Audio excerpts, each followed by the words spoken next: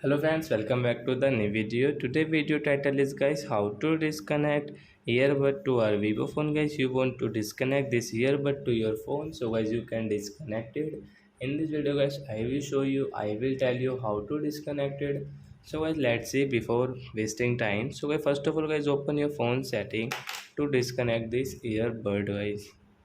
Guys, you can see in your phone guys Bluetooth and devices settings. So guys, just click here and guys click on your Bluetooth.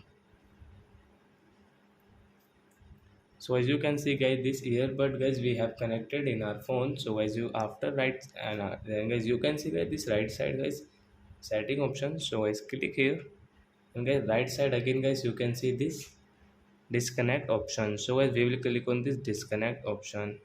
So as this earbud will disconnect guys, you can see guys, this red light means guys we have disconnected.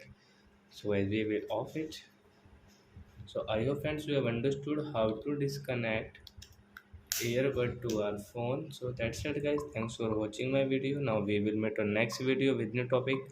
Before going, please go and like my video, subscribe my channel. Bye bye friends.